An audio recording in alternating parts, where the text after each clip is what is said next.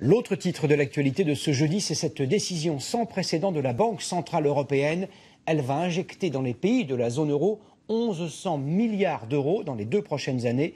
C'est un peu comme si l'on injectait de l'hormone de croissance à un athlète épuisé. Ce traitement de choc est en principe efficace. Comment cela va-t-il fonctionner? Vous allez tout savoir grâce à notre Minute pour comprendre. Elle est signée ce soir Pascal Vinquel, Benjamin Dard et Olivier Gérard.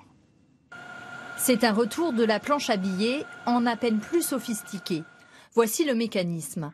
La Banque centrale européenne crée 100 euros.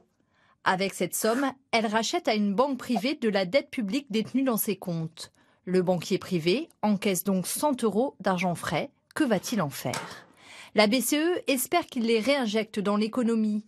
Soit en prêtant ces 100 euros à une entreprise qui pourra par exemple investir en achetant une machine, soit en les prêtant à un particulier qui les dépensera et donc soutiendra la consommation et la croissance.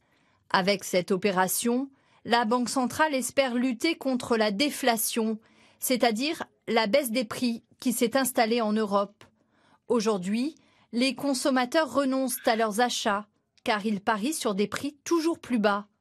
Résultat, les entreprises ne vendent plus et réduisent leur production. Pour rester compétitives, elles baissent les salaires et parfois sont obligées de licencier leur personnel. Un cercle vicieux que la BCE veut stopper. Mais l'opération n'est pas garantie de succès. Si les banques n'ont pas suffisamment confiance, elles préféreront mettre cet argent à l'abri en achetant à nouveau de la dette publique, réputée plus sûre. L'effet de relance serait alors quasi nul.